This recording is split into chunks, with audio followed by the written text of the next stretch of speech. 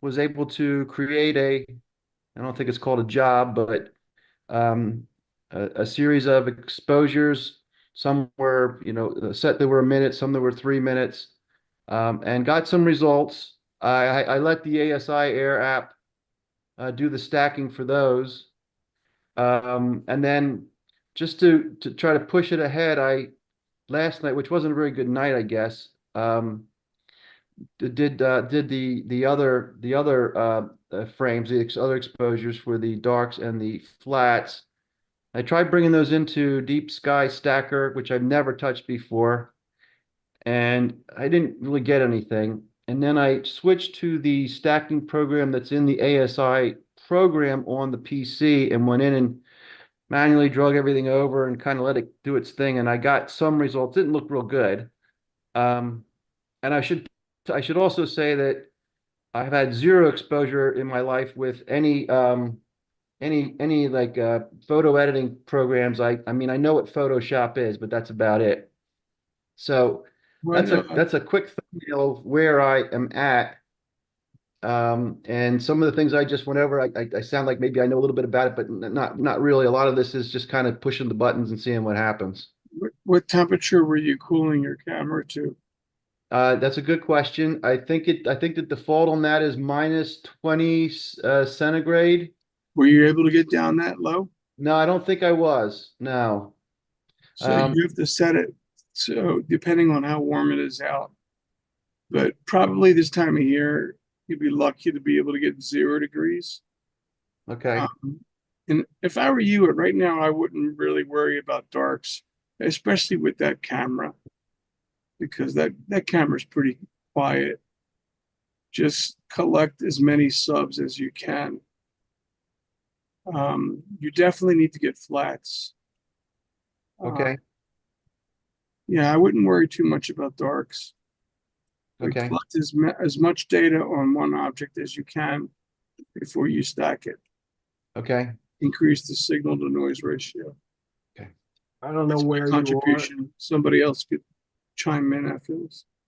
I don't know where you are, but understanding all the basics of the basic operation of the telescope, if you can get that down before you really jump into the astrophotography, that'll be a lot of help because once you get into taking images and so on, when things start to go wrong, you have to have the groundwork to kind of be able to overcome whatever problems you might run into.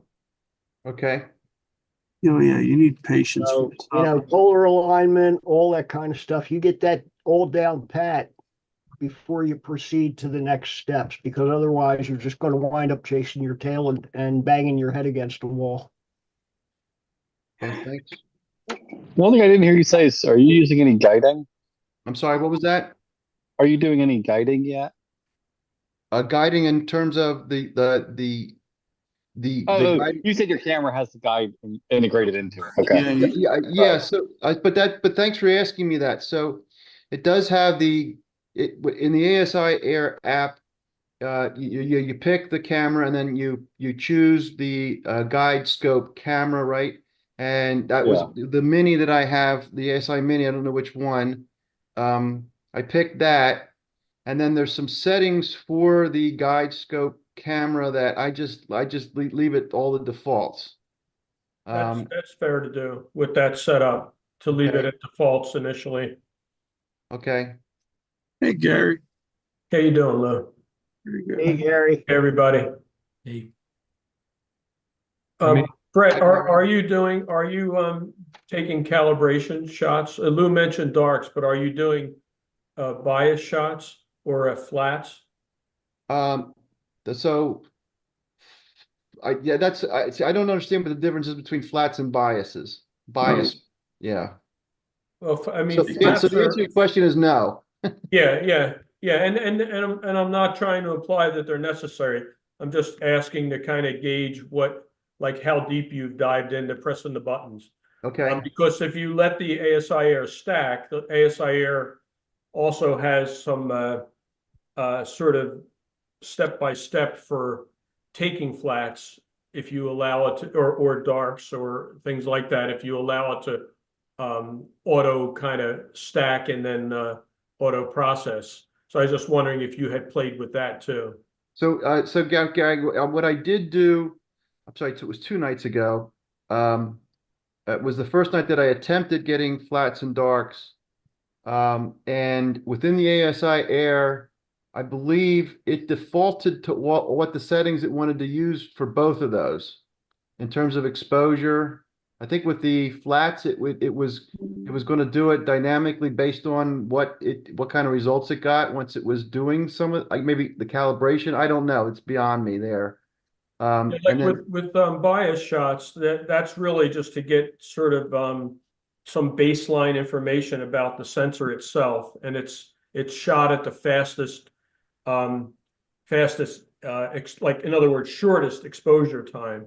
okay, So it might do 30 or 40 or 50 or something like that. A lot of times biases are so fast, they're kind of cheap data. So running 50 biases is not out of the question, and things like that can help improve it. So you basically just cover the scope up. You put the dust cap on, assuming it's light tight, and you have the ASI Air take the bias shots, and it'll just run however many you tell it to run, basically.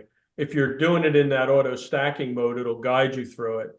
If you're doing it in more of a manual mode with the ASI Air, that's the word you were looking for, I think, was before was the word auto run.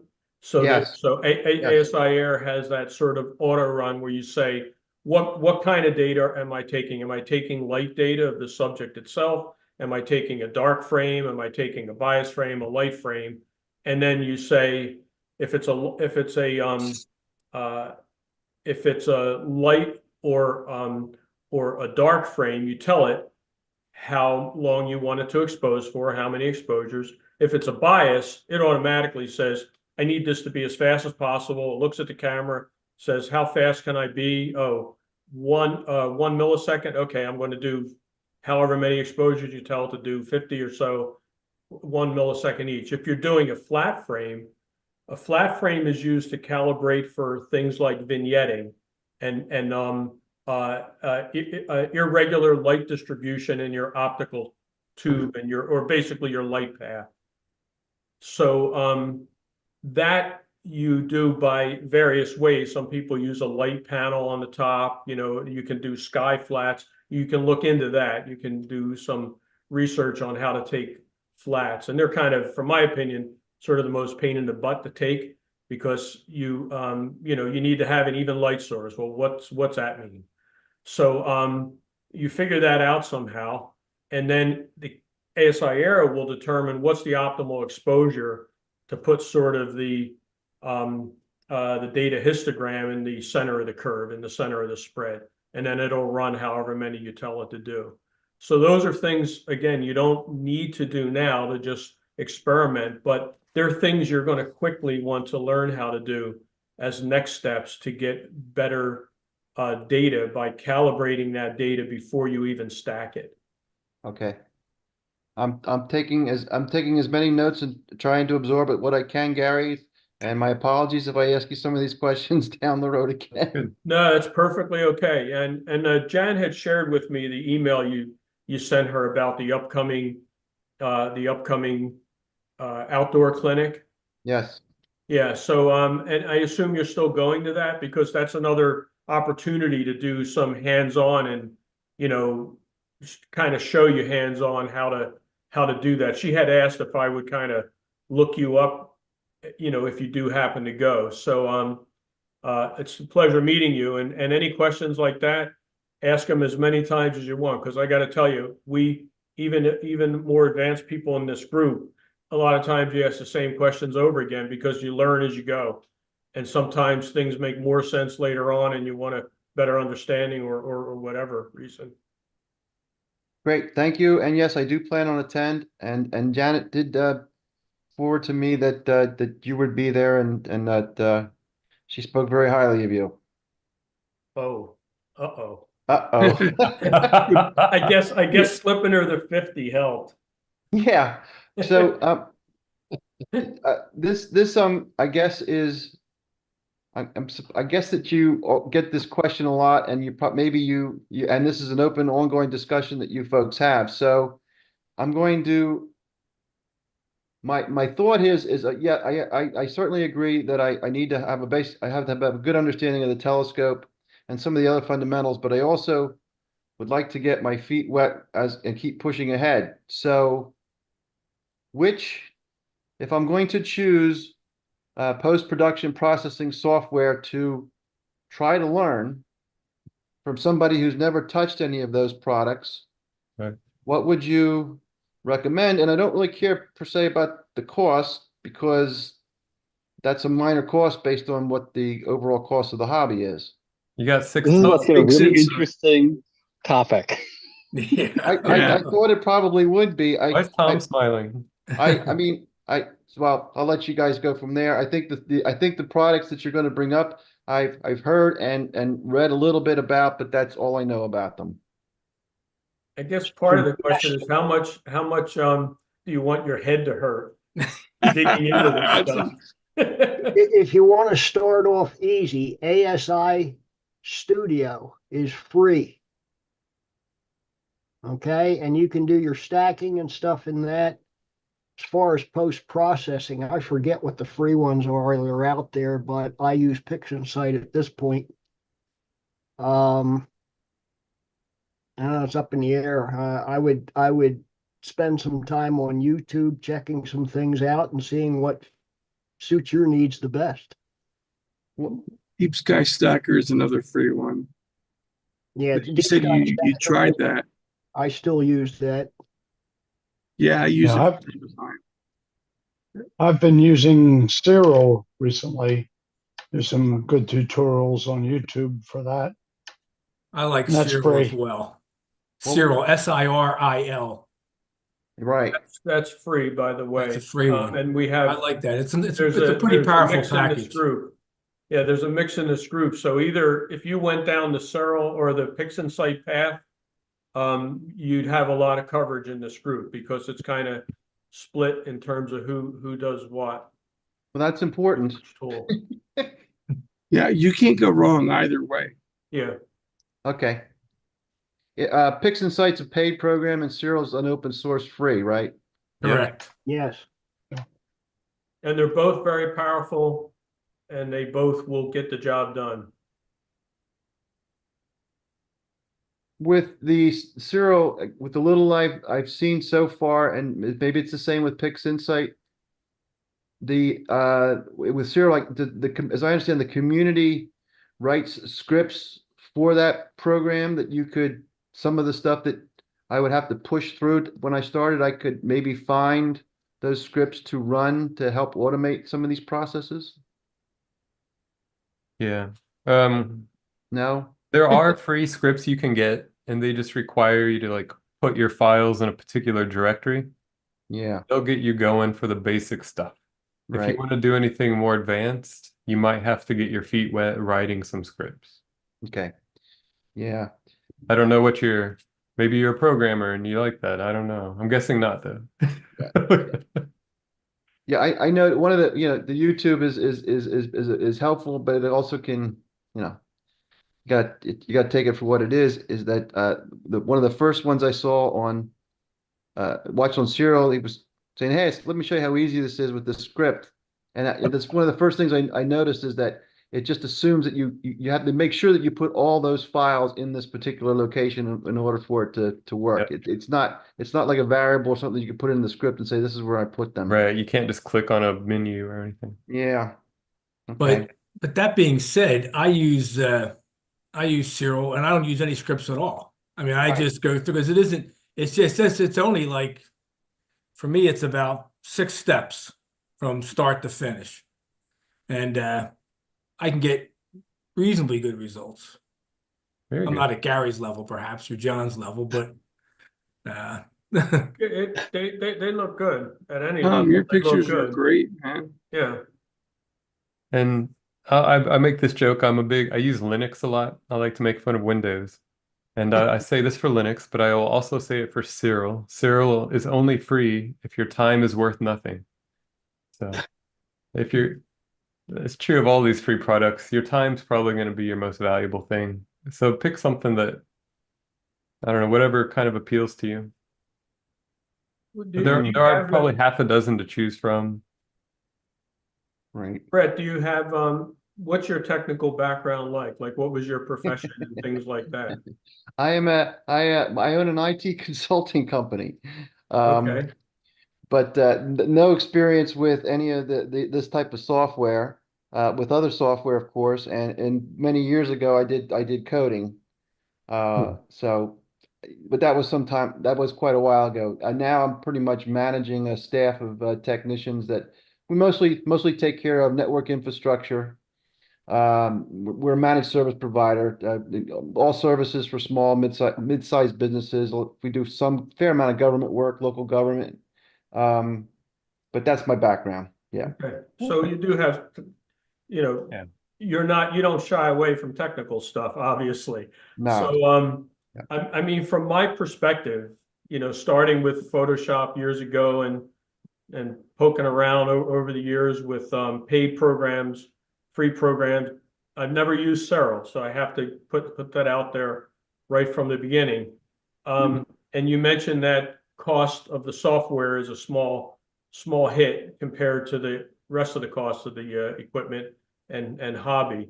My personal recommendation would be PixInsight. If you want more of you don't have to hassle with trying to figure certain things out. There's obviously a ton out there.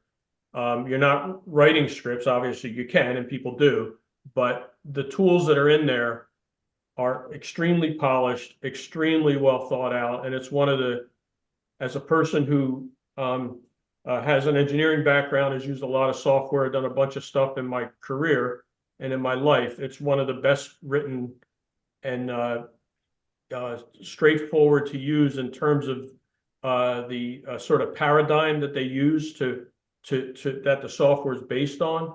It's one of the most clever, easy to use pieces of software I've ever used in my life.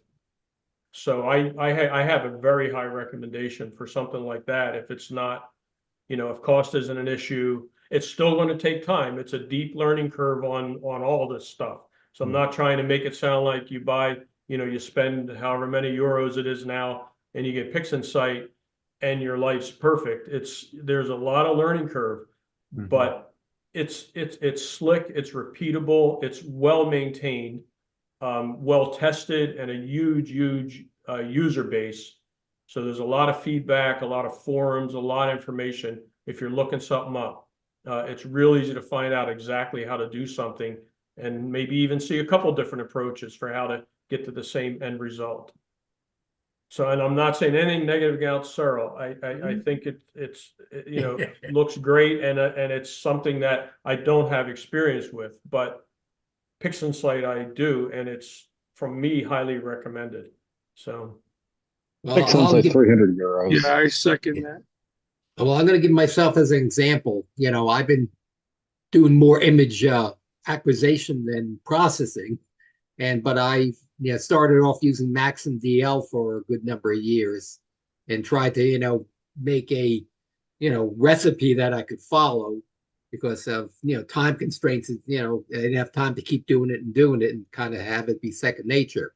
And the thing that got me to switch over to PixInsight is if you look at a lot of the images that are up on, whether it's Astrobin or, Amateur Astronomy Picture of the Day, when I see this stuff, I would have to say 80 to 90% of them are processing in PixInsight and maybe taking it into Photoshop to tweak it a little bit more.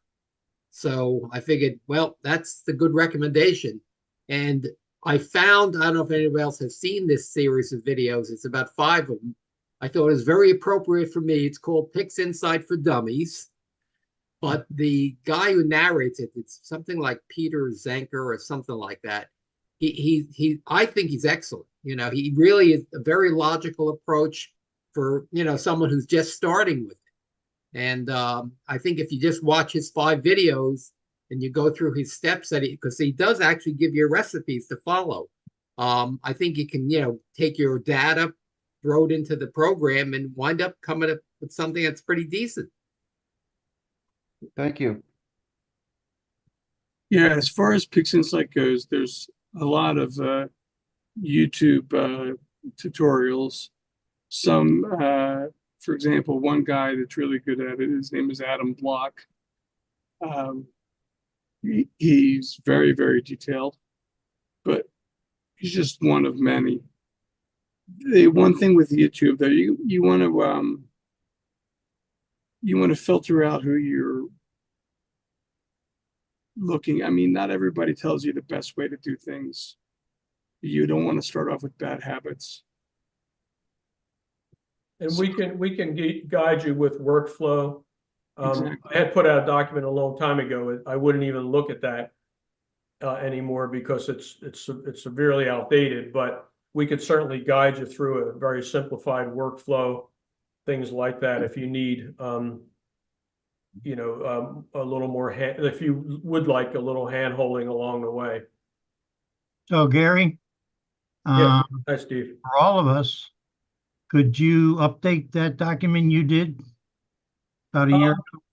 I could. I mean, it was obviously time consuming to put it together in the first place, but I could do that or do a little session on this again, like I did before, and possibly then you know, refine it. My workflows changed significantly and simplified much more compared to that with some of the new tools available in PixInsight and you know, just my learning along the way. But I'd be happy to do, I'm just not sure I could commit to doing the update of the document at this point. But Okay. Yeah, those RC Astro tools are awesome.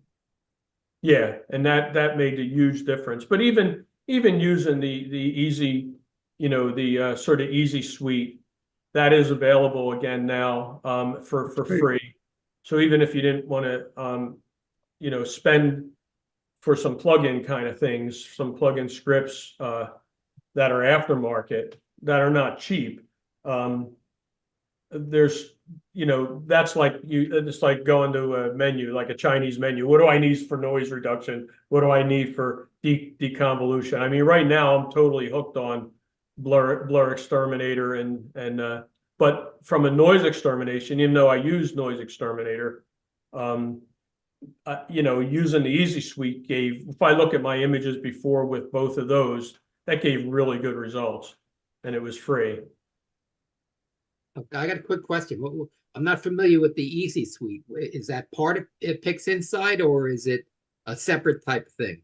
It's a separate thing, but it's some guy, I guess, wrote it, these scripts, and he put them out into the public domain, basically. So, you know, in PixInsight, are you familiar, Sandy, with the like manage your repositories when you're adding out? Yeah. So it was basically a URL that, you know, this guy provided and said, I have these set of tools called the Easy Processing Suite. And it showed up in scripts under its own little heading, under its own tab, Easy Processing Suite. And it had deconvolution, denoise, star reduction. It had all kinds of post-processing toolbox of things. And it was free. When PixInsight updated to, I think, to like the 1.8.9.2 or something, the previous version, it broke that. The repository that this guy put together didn't work anymore with that kernel change of the software. And what happened was he said, I don't really want to support this anymore. So there was a lapse of about 5-6 months before someone else with a good enough heart to pick up, you know, the load said, hey, I'll pick that up. And he provides a URL now. In the meantime, I got so dependent on it, yet I wanted the new features of the newer kernel, especially like the improvements in weighted batch preprocessing and stuff. I thought, well, I'm just going to buy noise exterminator because and then you know, blur exterminator is actually the other order. So I wound up buying both of those, and then, you know, sure enough, afterwards they came out with somebody fixing it. But I fell in love with especially blur exterminator, and the noise exterminator is much easier to use than the Easy Processing Suite's version of it was called Easy Denoise. Oh, thanks. But you can find that out there. I might have a URL for it. If I do, I'll put it in the chat. You can take a look at that because they work quite well. They're just more labor intensive. Russell Croman with his add-ons made it turnkey. You basically, you come up with a couple defaults depending on the sort of object you're processing. I'll just save a particular instance like of the blur exterminator or noise exterminator with certain settings that I like to use. And then I just have that as part of my little toolbox. And you just click, you click the button, you highlight the image and click the button. So Just clicking the button is always a good thing. it is. Right. It is. I find the older I get, the more I just want to click the button sometimes. Click and then wait. The hobby has enough challenges on, other challenges than, what's the optimal mask for a noise processing or something like that, or anyway, deconvolution or something. Let me see if I have that. Let's not scare people now. No. They're all but there is you said it at the beginning, Lou, there is a learning curve. Yeah. It's my favorite piece of software. Well, I think, Lou, when you started doing all this, I think it was to, teach people how to use PixInsight, if I remember correctly. Yeah. I Photoshop is it helps, but you got to go from A to B. You got to go through half the alphabet to get there. But the one thing I like about Photoshop compared to PixInsight, Photoshop is non-destructive. It works in layers, but it's not necessarily, it wasn't built for astrophotography, so all the tools aren't there that you need. So you kind of have to make your own. Well, it's unfortunate that Photoshop is subscription only now too. So I mean, the cost of it is getting astronomical. Yeah, whether you use it or not, you got to pay the damn subscription. Yeah, it's not a small subscription. I mean, it's getting tens of dollars a month now. I forget what it's up to, $20-$30 a month. Yeah, so I think PixInsight's a one-time charge of between $250 and $300. It was 300 euros when I officially purchased it like a month ago. Oh, it went up.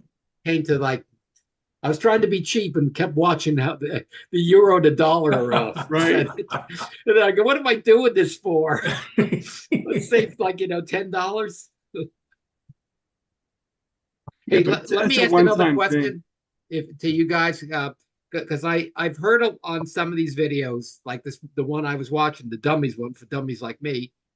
He also did recommended Adam Block. Now, I talked to one of my friends who's used PixInsight for a good while on it, and I asked him, I said, he looked at the Adam Block stuff, and he told me, and I don't know if it's just his opinion, he thought Adam Block got into the math part too much. And I don't know. I know that there's the pixel math to figure out a lot of this stuff. But when I looked on his website, he has that full suite of educational stuff and that shorter one. So what do you guys feel about, purchasing the stuff from Adam Block? Or does he have free stuff online? I don't buy anything. He's got free stuff. Oh, okay. The only thing I bought is Warren Keller's book. Oh, I got that. Yeah, did he come? Anybody know if he came out with a second edition on that? Because that old book is old. Yeah, I'm trying to think what mine is, because I that was a Christmas present for my wife, but I'm not sure which version or whatever. Yeah, that has old tools in it. It's still useful. I seem to remember I'm not sure who it was, if it was Dan Stern or someone, I think way back had mentioned they had subscribed to that Adam Block course, had done that and found it useful. I've never done the subscription. I've just used what's kind of online. No, I'll have to look at his stuff online. Yes, and check that out. Yeah. I think one of my friends down in Chiefland may have the stuff, and he told me he can get me a copy of it. That's the best way to get it, huh? Or I shouldn't say that in public. No. I don't use PixInsight, but I still watched Adam Block had a like a half-hour tutorial called Introducing Stretch Academy, which was one of Right. his some of his content, and I found it very useful for understanding just how to do the generalized histogram stretch type stuff. And it applied to Cyril as well. So it's from what I've seen, it's good content, but I kind of like it a little bit mathy, so that didn't throw me off. So No, appreciate that input. Thanks. mhm. I put the URL for that, Sandy, I put the URL for that processing suite. You can add that Okay. to your repository Okay, great. site and then Thanks. update it. It should be in the chat window. Yeah, I see it there. I'm just looking for something to write it down. Yeah. Yeah. You can probably highlight it. Yeah. I think you Is can that- probably, you can copy from there, right? I think so. Let's Yeah, I say, just saved it on a bookmark. yeah, Okay.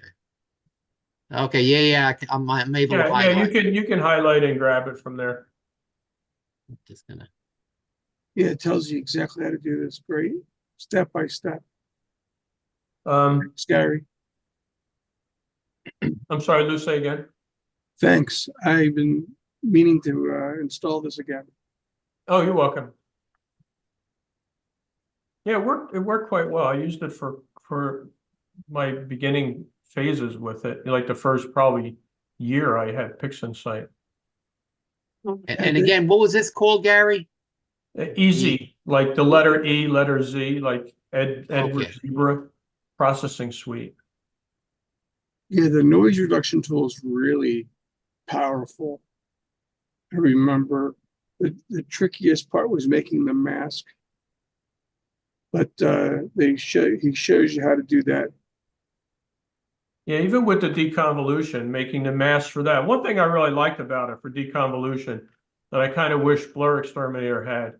I mean, you can do it indirectly by just putting a mask on the object before you process it. But in the easy processing suite, if you had a really bright star or something like that with, say, like nebulosity around it, where you were really trying to make sure that star didn't mess up other stuff in the area when it was doing the deconvolution, you could put a mask on that. You could just add little circles or ovals to the mask.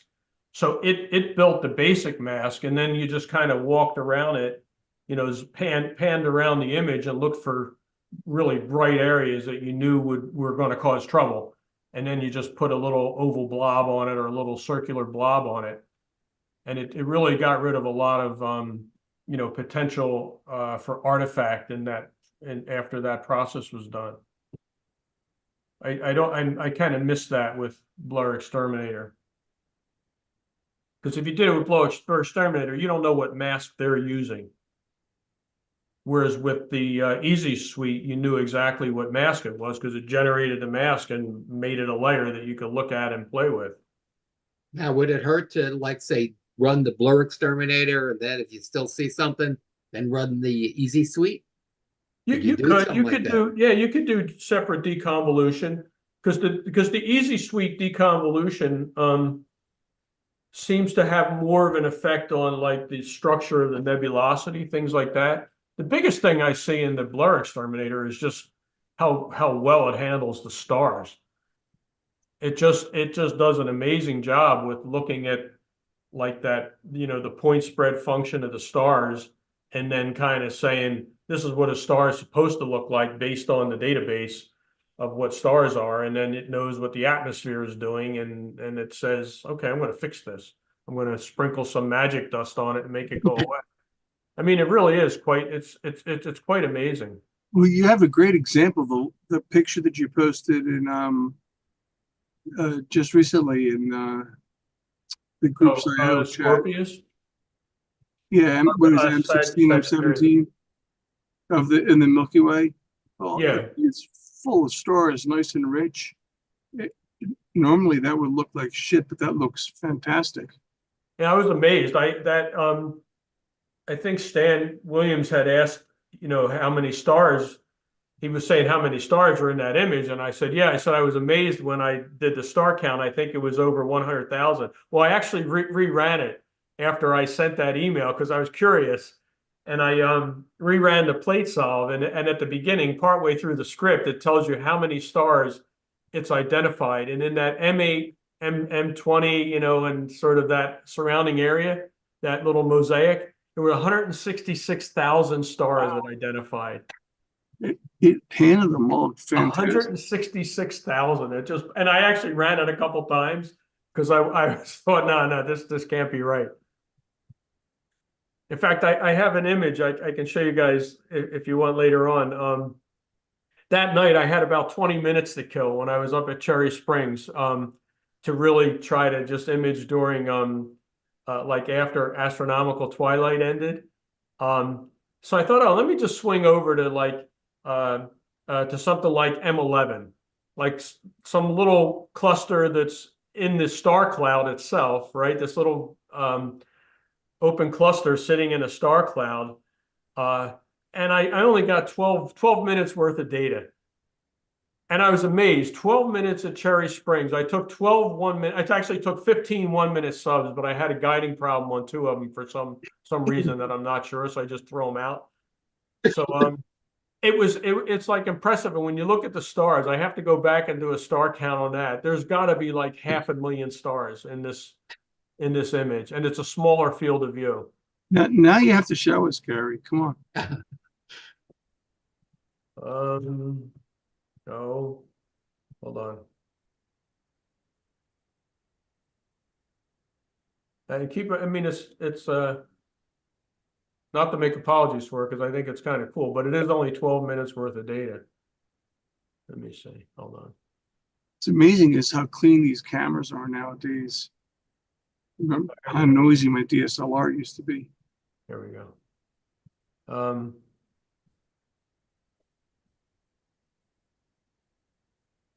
M11. So let's go. Let's see. So share screen, and I'll share screen 1. So whatever I put on there shows. Oh yeah, look at that. I mean, that's insane. This is 12. This is a 12 1-minute subs in a dark, in a dark sky site. So keep in mind, this would be like probably an hour's worth of data here or something, or 40 minutes worth of data here. That is amazing. I have to run that through and figure and see what it comes up with for the star count.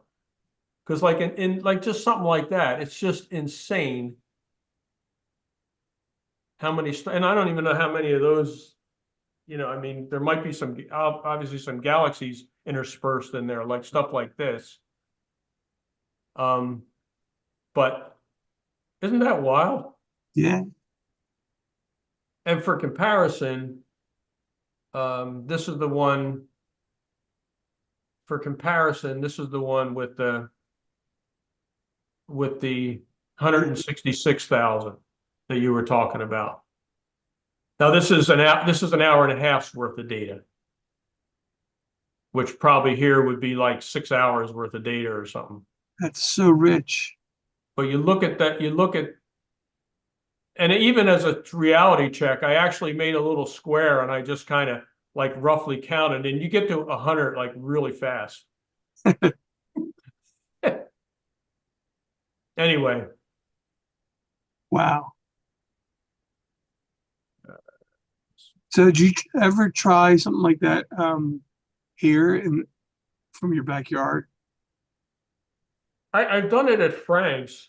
I think my backyard, I really can't get that far south just because of the trees. I really can't. I mean, there's a certain time of year I can do it from my front lawn. I can set up on the front walkway to get a little more south, but south is not bad, not good for me. I mean, I'm just curious. But no, I don't have a direct comparison. But from Frank's, I do, yeah. And it's even different between Frank's and Cherry Springs, as you would expect. I took an image July 1st using that sea star that I rented from the club. Yeah, because I wanted to play with it and just do it. And I have let me show you that. It's a 9-minute picture of M11 Oh, from perfect. from Yeah, my yeah. back. That's why I thought it'd be kind of neat, you know. So Yeah, yeah. Yeah, that's really apples to apples. That's pretty close. uh, let me move this down. This is 9 minutes. Can you guys see that? Wait, it's on your. Just the folder still. Yeah. Ah, boy. Can you blow it up? Oh, you shared just the folder. No, not- no, I shared the folder. Okay, let me hang on. Yeah. I already have a. I'm going to bring that back, and I will. Okay, now I'll.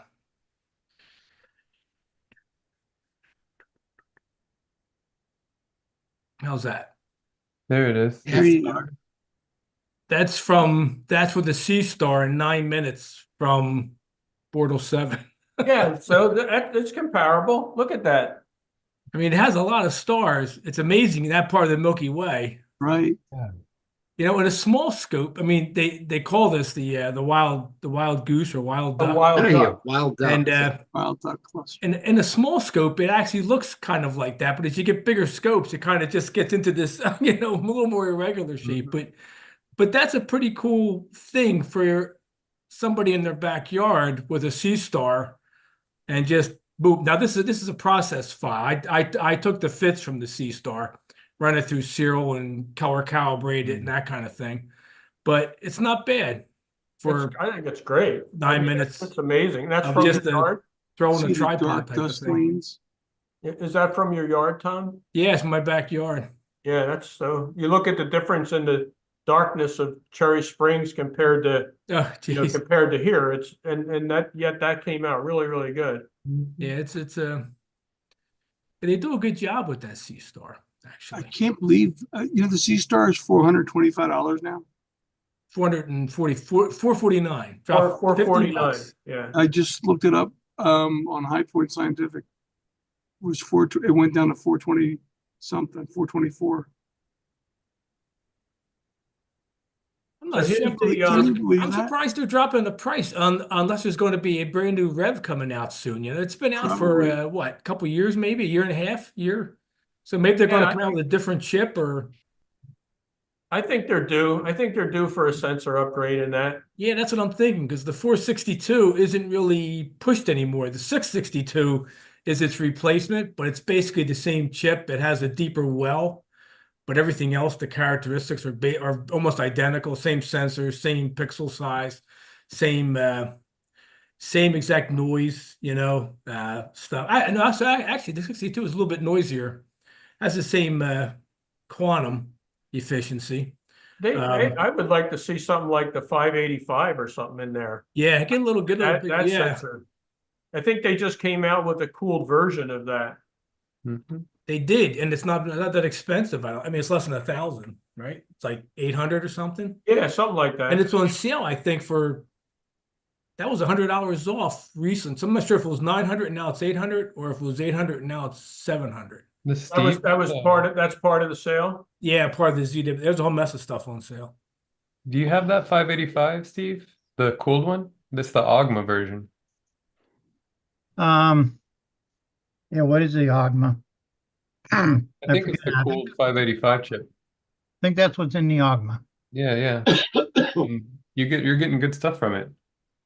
I am. I've got nothing this month, but Yeah. before that. So the telescope on the Sea Star is a triplet, huh? So this is I have 50 minutes of M8 and M20 from Blue Mountain Vista. So it's not, it's not the same exposure time. They're both 2-minute subs, but it's 25 versus 45. So let me see if I share this. And then I'll bring this over. Yep, sorry, I grabbed the menu. My mouse was off the edge of my little stand. Here we go. Wow. So that was from Frank's. Yeah. Now this had a dual band filter, so the blue is less prominent. And at Cherry Springs, I shot with just clear glass at Cherry Springs. I didn't shoot with any filter, but as far as the richness of the of the star field. I mean, it's similar, but there's really no comparison No, in no. terms of the depth of the stars. Cherry Springs was much fuller. Now, I also, this was, when did I do this? So this was back a ways. Let me get rid of this. Hold on. And what's the total exposure time on that one? That's 50 minutes. So it's really not much exposure time. And it was also like, I'm surprised I got anything because it was almost ready to set. Like I shot it way too late at night. It was sort of like, oh, I want to just see what it'll do because I was going to pack it in. So I just pointed it at something for a while while I was looking, I think through the 8-inch Dob, Tracy's 8-inch Dob. So it just kind of like, I was surprised I got anything because it looked like it was really in the muck. So it's not really apples to apples. Yeah, Cherry Springs, your southern horizon is just, it's dark and it wasn't mucky that night. So anyway. There was one cool one of the moon while we're doing this, then I can be done with this.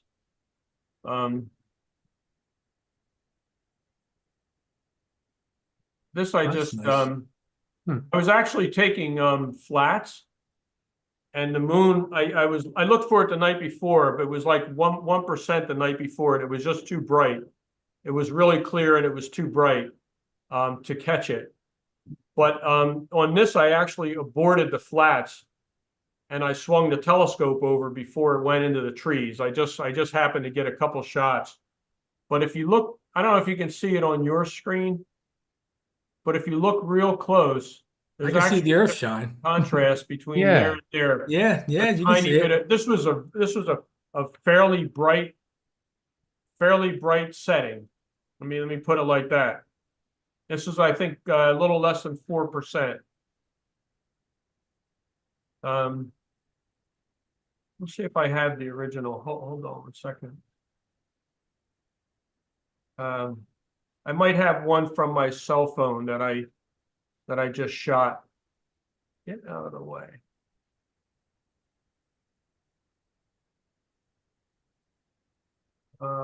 Move. No, I don't. Sorry. I thought I might have had one. I took one with my cell phone, but I didn't pull it off yet. Yeah, I don't have it here. Never mind. But anyway, just to give you an idea, I thought that was kind of neat that I was really struggling to try to pull it out a little more, but there's probably like a 2-pixel difference or something. I did bracket it, and it's not any better in the other ones, but you can see here a tiny bit of sky. The sky is a tiny bit darker than that disk. Okay.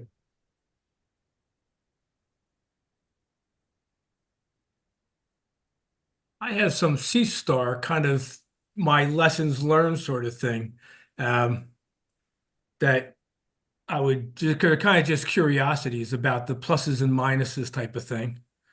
Let me do a little different this time. I'll share my screen. You guys can see my screen there, everything?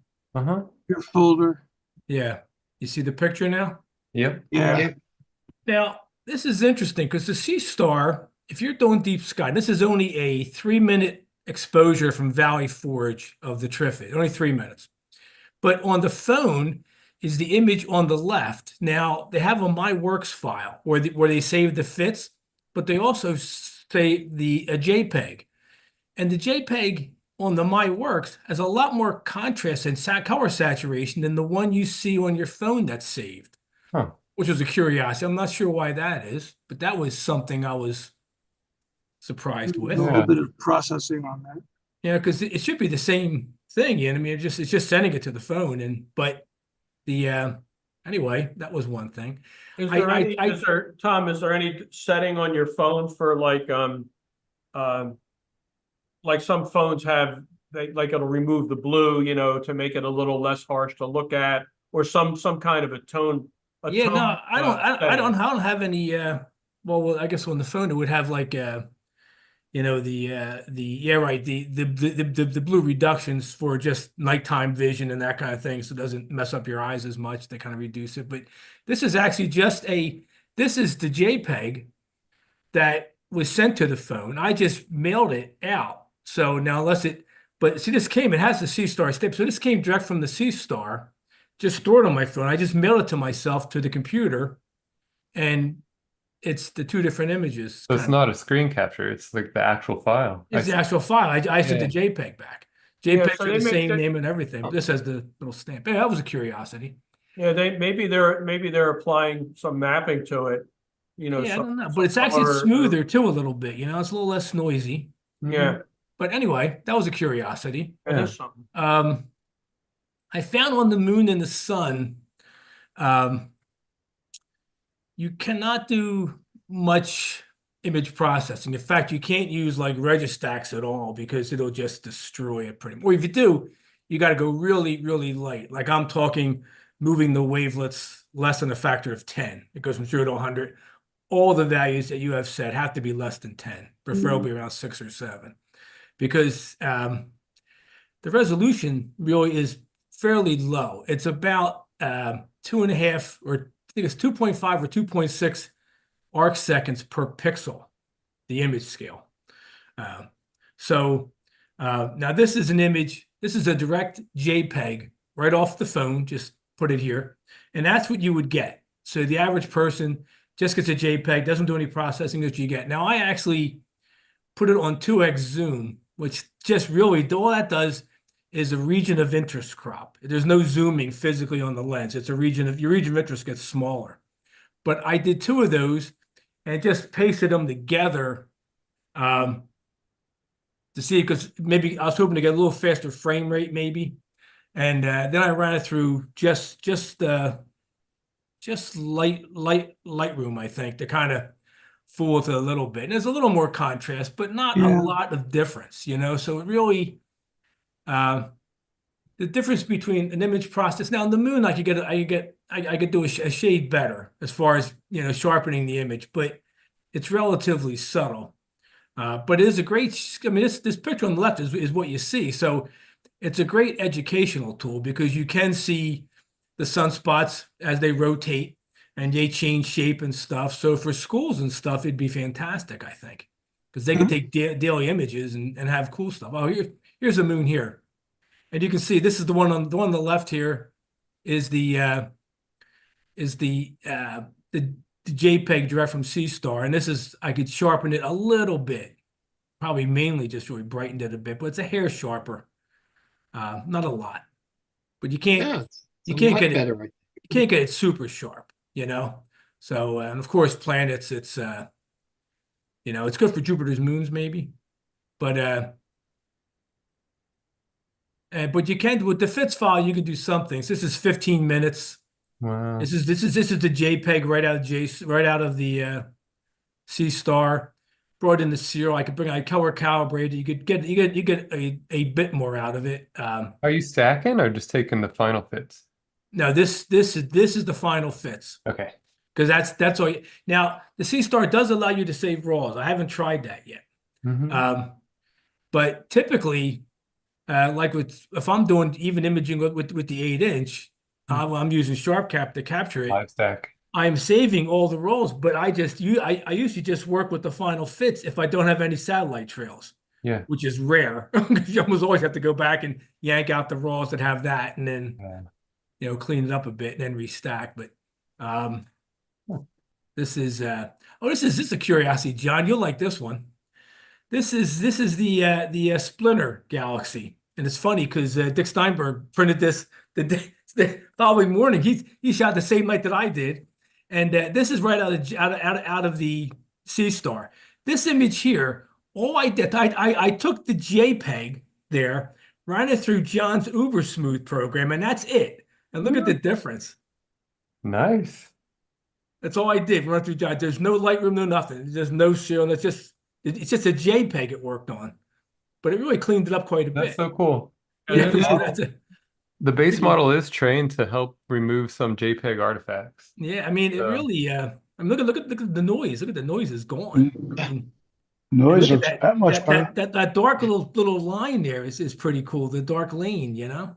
Anyway, Very Yeah. cool. so there's a plug for Uber Smooth. Woohoo. This is just one I had this it was in the groups IO we're talking about stuff, and this is Valley Forge Saturday night. This is right out of Sea Star, and this is just you just playing around really quickly with the serial, just with the stacked fits file. But 8 minutes not bad for Valley Forge. But even just seeing this, I'm thinking about school students again. If they want to go out some night for like an hour, shoot maybe 5-6 objects each 10-15 minutes, they can get some pretty cool results. Definitely. M27 is extremely bright. This is only 5 minutes. This is a 5 minute. Now this is through serial. After it's color calibrated, all this green goes away and it becomes more closer to the real colors.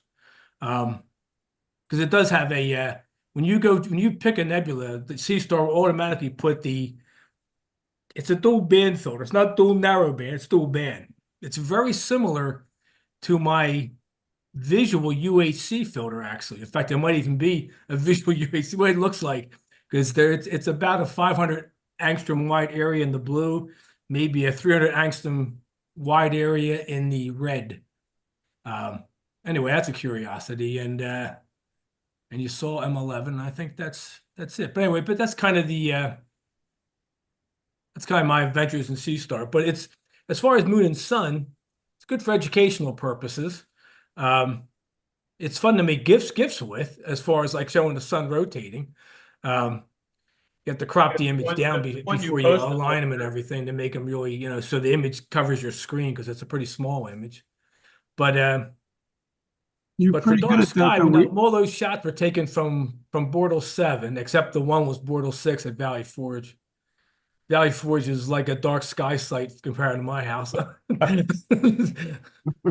So it's an amazing little device. It's We pretty want cool. to see some more solar gifts.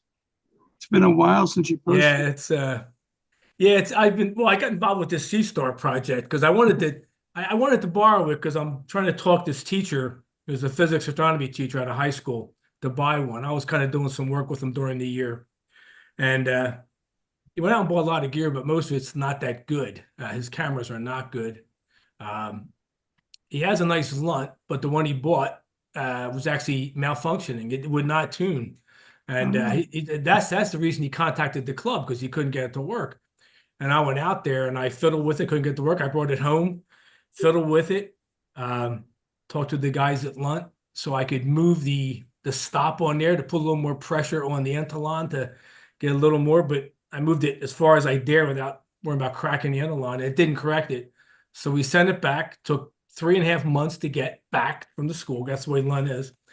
I'm sorry, not Lunt. It was a Coronado. Lunt's great. You get something for Lunt, they'll get it back to you in a week. They're incredible. But Coronado takes a long time. But it's good stuff. But if it has a problem, it's long. But anyway, we got this. They have a 70 millimeter Super Max 2, I think it's called, Solar Max 2, and it's a nice scope now. So we got it working towards the end of the year, and by April and May we got it working for the students in the daytime. But we hope to do some imaging with that. Some, using like a 174 I told him to buy. Nice mono camera. But I'm trying to convince him to the Sea Star versus he has an 8-inch f4.5 Orion astrograph. I love you. And not a very good deep sky camera. And just the effort of setting up temporarily, do all the polar aligning, do all the camera setup, the capture and everything.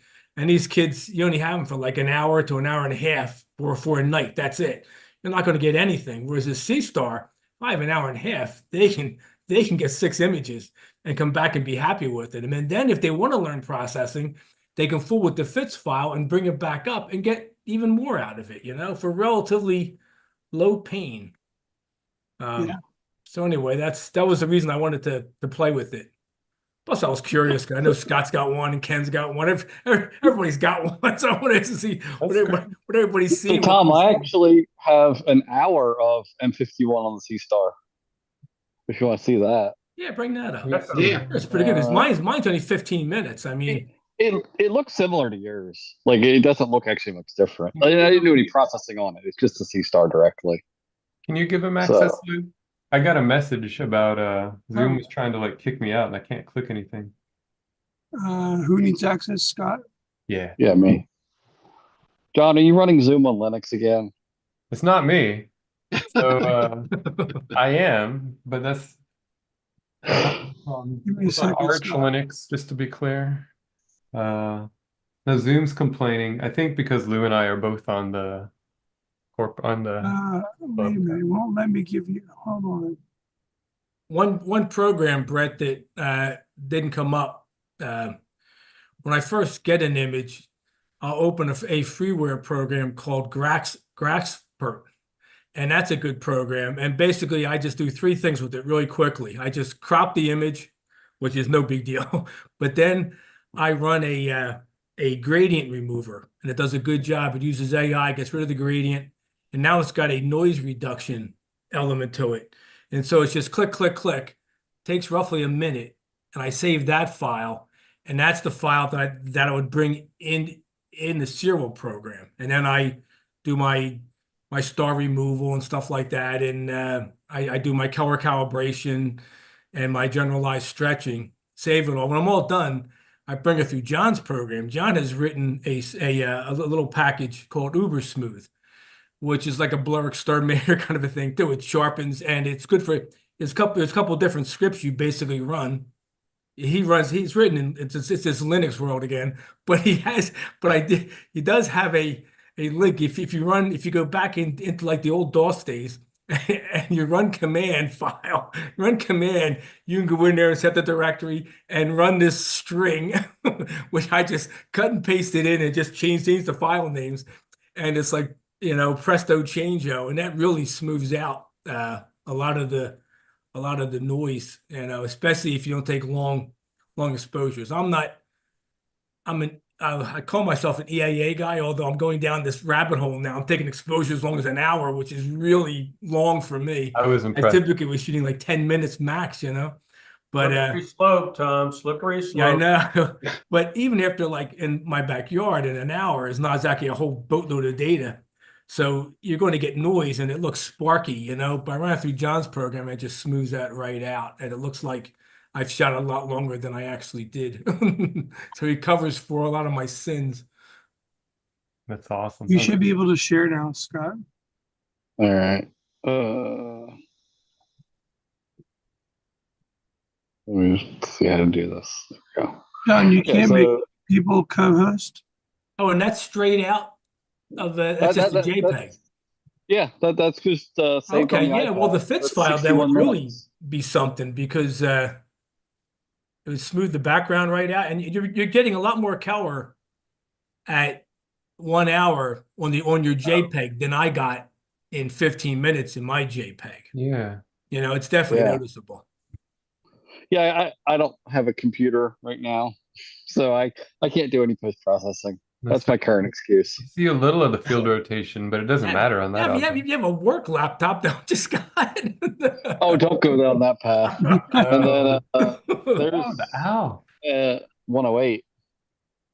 So that's 25 minutes. You can actually start see on this one. You framed up both. Really cool. That's great. You can. Why is it not doing that? But you can see on the left and the right how the field of rotation occurs, where it's starting to really show in the C star. Now is that 1 hour? That's 25 minutes, huh? Yeah, it's 25 minutes. So wow, I didn't. It's higher north. It's towards the celestial pole, I believe. Oh yeah, so it's more dramatic there. Yeah. Yeah, as I was going to say on M27. Well, actually, I guess the longest I've shot is probably the Whirlpool. That's only 15.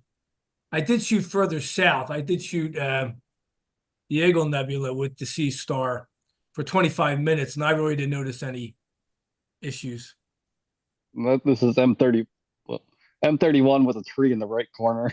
That's what the dark spot is. The dark spot's a tree. I was gonna say, what is that dark spot? That's, It's a weird I didn't realize what it artifact. was either until I was like looking where it was taking the picture, and I'm like, I'm in a tree again. So I'm still Oh, I trying to thought that figure was out my new yard. that was your finger. No, more likely my head, but it's a tree. So it was just trying to get a like.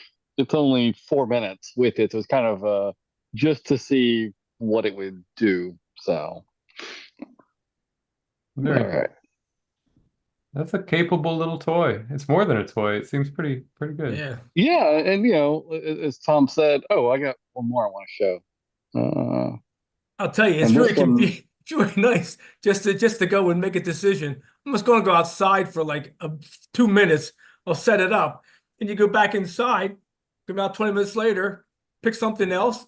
Go back and it's just doing it. Or it's fun to do Wow. it. I did it on July 1st. I was imaging, I guess, the dumbbell and the Trifid through my 8-inch. Had this on the side just as a side thing, just to see what it could do. I wanted to try a bunch of different objects real quick to see what the students could get quickly. This is one I wanted to try. this is not the sea star. Yeah, I know this is not the sea That's star. way The too field big. of view is Yeah. way too big. Yeah, that field No, of view. I actually got my other telescopes out and got this. I don't know how long You this got ends up Pickering's being. triangle even in the middle there. That's pretty good. Yeah, I don't have any of the data to go with it, unfortunately. I mean, it's 1:30 in the morning, so it's probably about 2 hours at that point, if I had to guess. But it was just a snapshot from the ASI Air download with it. But this is no, like I think I was stacking on the ASI Air, and this is just a saved stacked image. So, but no, it actually framed it up really well. I actually really like Yeah. it. So I'm hoping once I process it, I can get a lot more out of it. So this is just a like an auto stretched kind of a thing out of Uh, the Yeah, I mean, I was just stacking and letting it run. Actually, I think actually when it runs, it only does an hour. So this would probably be an hours worth of data on ASI Air. And then at the end, I just hit save to the iPad, and it downloads the image to it, and then I can go back and do all the processing. But it kind of lets me save something, so that way when I go to bed, and wake up in the morning, I can realize what I did. Mhm. So yeah, You remember, Scott, do you remember how long the subs were? You said you're not sure. The subs would be 120 seconds. Is pretty much I pretty much that's what I do for the telescope I have is always 120 seconds. So it'd be 120 seconds and then 60 minutes total. So 30, say 32 minute sub, something like that. yeah. And is there any filter Yeah. on the No, I don't have a filter on my camera at all. It's Okay. actually one thing I probably need to look at doing is getting a filter, but I don't have any filters. That's something that helps this object in particular. Okay. No, that's good to know. Yeah, to get rid of the background, to get rid of some of that sky fog. The one problem I still have is there's something not right, I think, with my back focus because this side you get blur, but if you go up to the top, It's up here, asymmetric you like don't get that. it as much. Hey, what, John? If it's asymmetric, it's not necessarily back focus, but is that tilt? Yeah, I I'm don't up think here, tilt. flop. What kind of telescope is it? Williams Optic C73. So there's no mirror on it. No, it's a doublet. Triplet? I think it's a triplet. Imperfection in the glass, maybe. Yeah, no. I mean, I've been having problems with back focus first, and I think finally got it to a fairly steady one, and then that's what in this image I noticed that in the bottom corner seems to be predominantly where it's at. So over here doesn't seem to have it as much. Yeah. So One been issue chasing could it the be whole time. tilt. One issue could be sensor tilt. Mhm. Like if the focuser tube has tilt, that can cause asymmetric kind of elongation of stars. It shouldn't have any tilt on it. I mean, it's possible, but Is there any it's all- play at all on your focuser? Yeah, I mean if if you grab the camera and you like hold the optical tube, is there any play whatsoever, or is it rock solid? No. I mean, it's all threaded together. So I mean, it's just one long tube, all Yeah. threaded. So there's I no, mean, well, the other not that I thing know could of. be the other thing could be in the camera itself. So the cameras have tilt adjustments for the sensor. You're using, is this the 2600? 2600. Yeah. Yeah, so the 2600, some of those, three of those screws on the front are for, Okay. like, some are for holding the housing together, the other are for tilt adjustment. So Okay. I'll try to so take a even look if the at that and optical see. train's solid, it is possible that the sensor could be tilted. I'm just saying it because it would be something to consider given how it's representing itself. Yeah, I mean, I will say a lot of times the images I take, I pretty much try to more center it in the center directly and Sure. crop the outer edges. So most of the time, like here, the star field looks perfectly fine, so it doesn't make a difference. So it's only on the larger images that are getting there. So it's kind of expanding what I'm doing. So Sure. good to know, though. Yeah, understood. I have a little tilt in my rig. One side's always a little bit worse. And you can run it through a tool. You probably have like the same type of tool. It draws a grid and it shows your PSF values in the grid. And you can actually see the tilts. So Where do you run the tool at? Like just on an image after you take it? I use it in Serial, but it's all the app programs have them. You can just load that into it and it'll do the PSF in all the corners. And you can Okay. actually see the exact angle of the tilt. You need to use that tool if you want to play with those screws. But Okay. to your point, it looks perfect in the middle there. So Well, I might reach out to you, John, because I mean, I haven't used Serial at all, and if Pixel Insight doesn't have it, if you can at least help get me the it does. data. I know. I'm sure it does. It's called the like. Okay. Yeah. I haven't bothered to fix mine. It's too much work. Tilt's I'd be kind of afraid I'd stupid. make it worse. Yeah, I you think so can. too. That's what I'm afraid. I had tilted on one of my OTAs and I kind of just live with it because I don't want to make it worse. Yeah. I don't trust myself. I mean, I do in general and I'm handsy, but I just, for that, it's sort of like, it's not that bad to risk making it worse. Yeah, I will say this isn't as bad. The back focus was annoying me because it was visible everywhere. This isn't that bad of an image, so I mean, I honestly might just leave it as is. Yeah, Blur Exterminator will fix it. there you go. It will actually.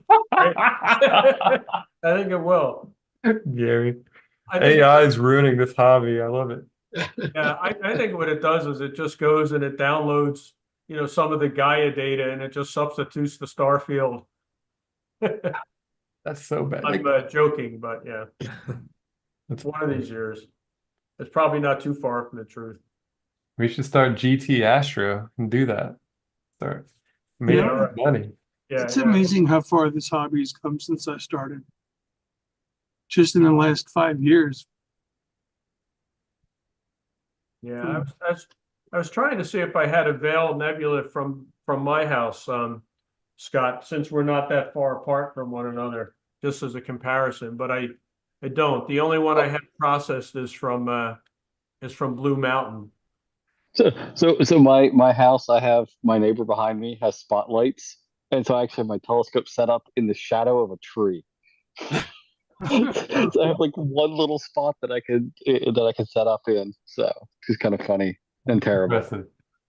Where there's a will, there's a way. Exactly. I Yeah. guess no lighting ordinance in your township, huh, Scott? Well, there's lighting ordinances, but whether people follow it or not. The lighting police. Yeah. Give them a ticket. Slowly trying to get to know the neighbor better to trying to see if I can get him to move the light.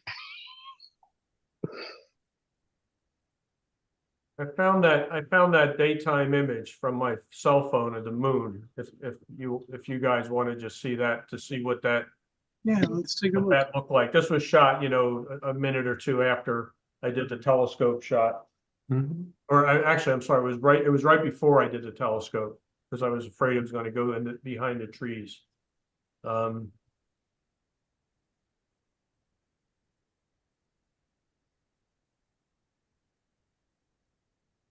this was the scene.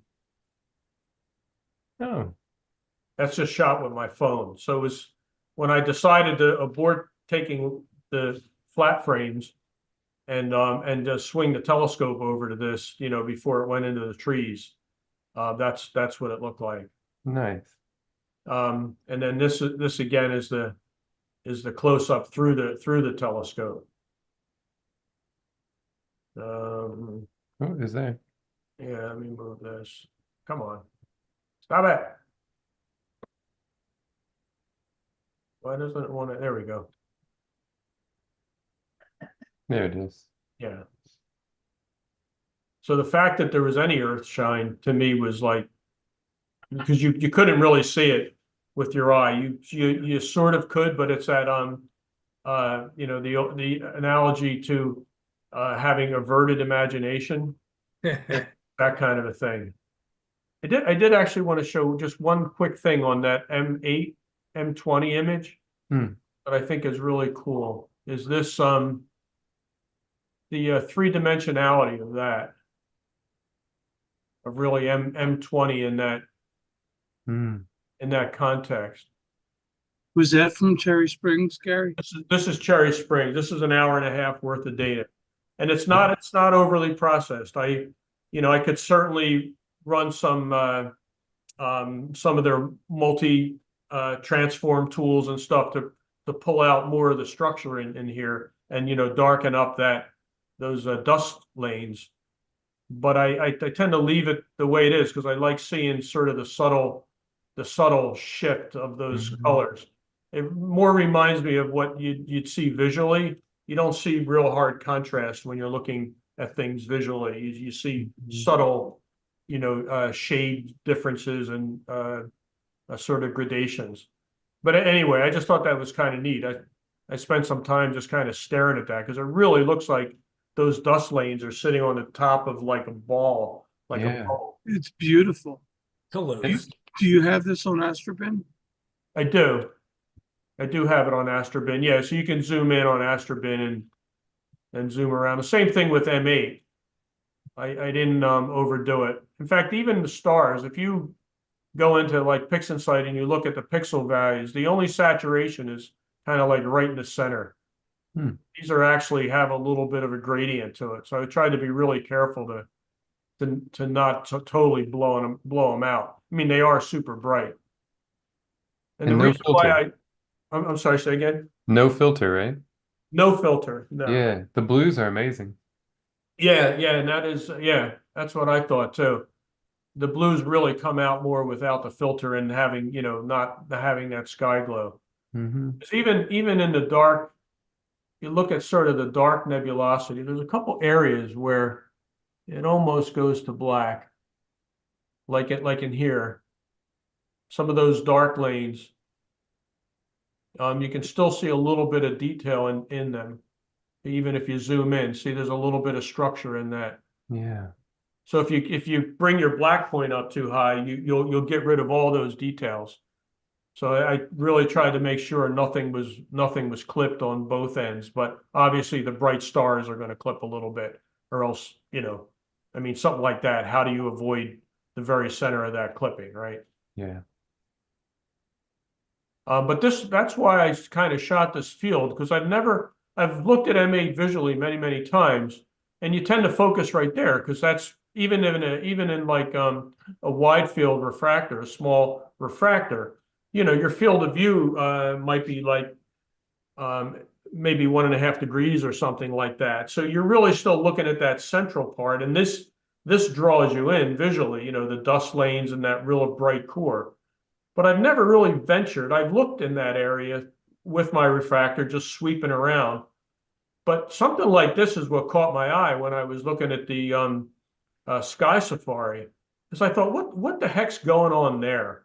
Like on this left side of M8, and it just was kind of neat, that little bit of reflection, nebulosity, emission, some of the dark lanes in there. This is called the I think it's called the a Chinese dragon. This structure here, and if you bring out the darks more, you can really accentuate that. So if I were to play with this and just work on that area. In terms of that by that area, I mean that sort of tonal range. You can really bring that out and you see this sort of Chinese New Year's serpent shape in there. But anyway. Nice. Hey, Gary, I'm looking at this on Astropen. The star field is absolutely amazing. It's dense. It's insanely dense. I did do one level of that luminance recombination on the star field to just bring out the colors. And when I did the blur exterminator, I actually changed the parameter to increase the star halo a tiny bit by like 12%, so I can pull out more of that star color. So those are two little tricks that I do in PixInsight to kind of make sure I can get as much out of the star color as well, that I feel comfortable with. Obviously, you can always pull out more, but then it starts to look, as John, as you say, overbaked. Look cooked. Yeah. Yeah, overcooked. Oh yeah. That's beautiful. Yeah, I found the Western Veil Witch's Broom. If you wanted to compare with Scott's image, but yeah, I think I have only the one side. My Blue Mountain Vista's up there. Let me see. I actually forgot my background is the Veil Nebula as well. You moved And your a head. little I see bit it. Oh yeah. I always forget that, like, I'm covering the thing the whole time, but that actually is what my background is. So I don't know where the image itself is to compare, but Your head is the deep sky object.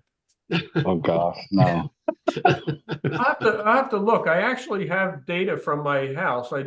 I stacked it and calibrated it, but I never processed it. I have it sitting in a folder from my house, so I can do that, Scott, and because that, like you said, you're not that far. Your skies aren't quite as dark, but it would Yeah, be I mean, with a filter versus non-filter. This was with yeah, that dual band nebula boost filter. the one behind me was from Collegeville, so like that's actually a different location. Collegeville had better skies than Hatfield does. Okay, yeah. But I mean, the one that I just showed you was from my backyard here in Hatfield now. So yeah, it'd be interesting to see it.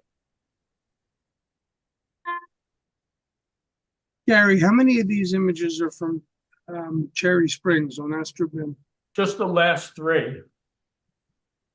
The M16, M17, and that M8 complex I just showed you. The M8, M20, M21, and then all those NGC things on the left. I see the richness of the star fields. Yeah, Cherry Springs does. I need to get up there. I haven't been there in 7 years. Yeah, the first night, the sky was a little bit murky in the south. That's when I shot M8 and M20. The next night, it was really clear. I took a quick. This is what you want to see when you're at Cherry Springs.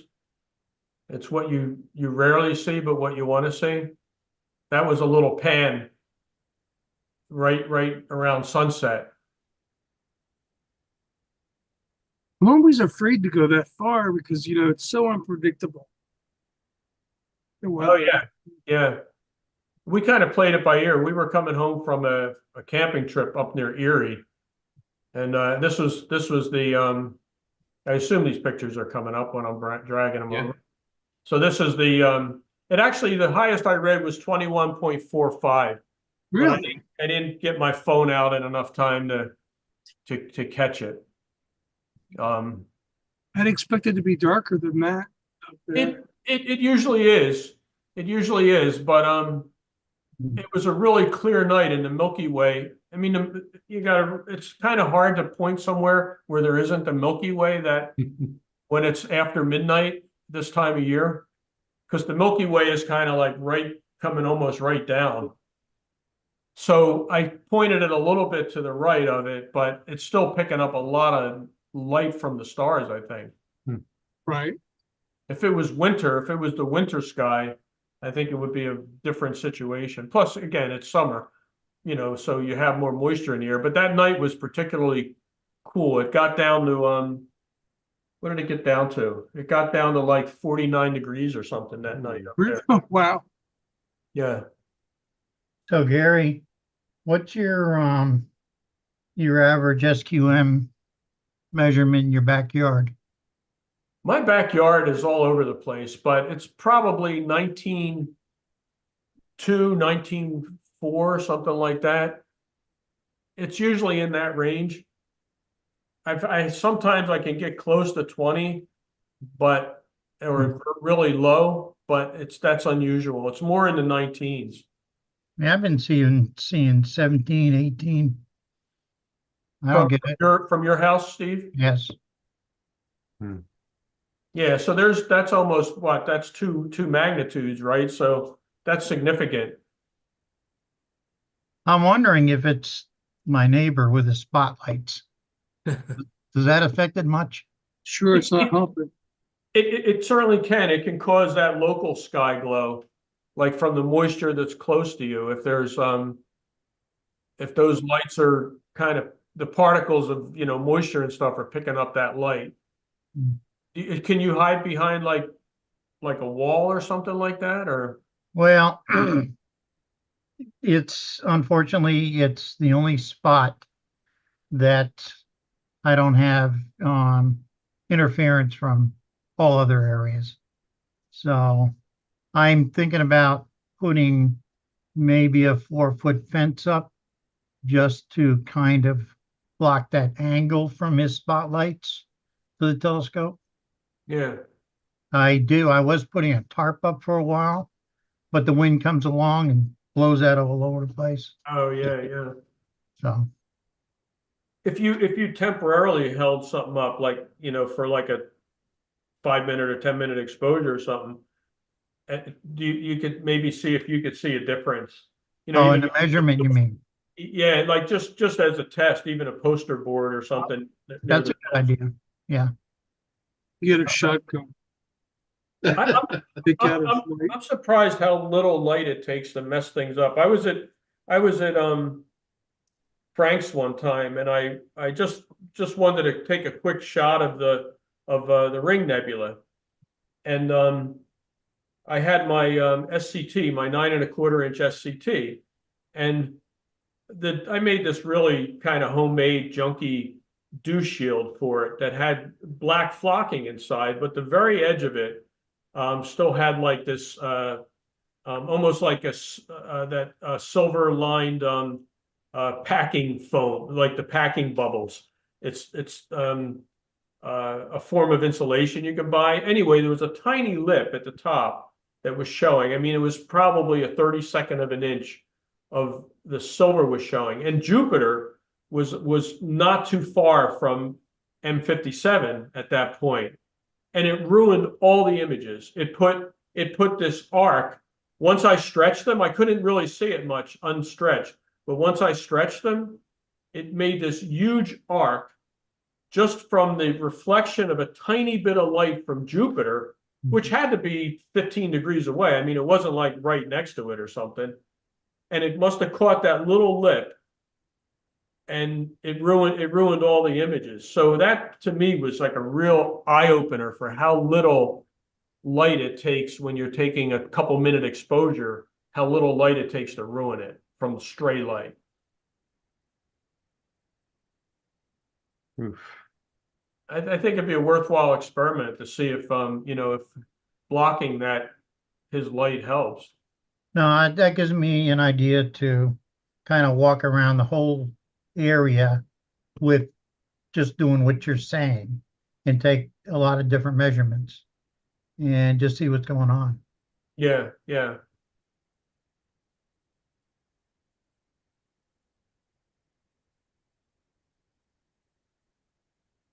Yeah, the only veil I have is from Frank's. I have the East and West veil. I throw them together just as this isn't really like a composite, but I just like literally in Photoshop just stuck them on top of one another and moved them around a little just to kind of see how much field I had covered. I'm trying to see how much exposure it is. Let's see, Eastern Vale lights. So I have, it's a couple hours worth of data. It's about 2 hours worth of data. But Scott, you can get an idea from, so this is processed. That's pretty. It came out great. And you can see this, there's not any attempt made to really stitch this. They're literally just laid on top of one another and then just kind of like, you know, juggled around with the cursor. But as far as the individual images are concerned, you can see how much you can pull out with you know, with post processing and a little more data. Now this isn't a super dark site, obviously, but it's still, you know, it's way darker than where I live. Yeah. Which site was that, Gary? I'm Is that sorry, the say Blue again? Mountain- Is that the Blue Mountain site? Yes, yeah, the one that we can't, you know, go to anymore. But I think if you went to like Hickory Run or something, it would be comparable. I should go to Hickory Run in 2 weeks. Yeah, even French Creek would probably be comparable.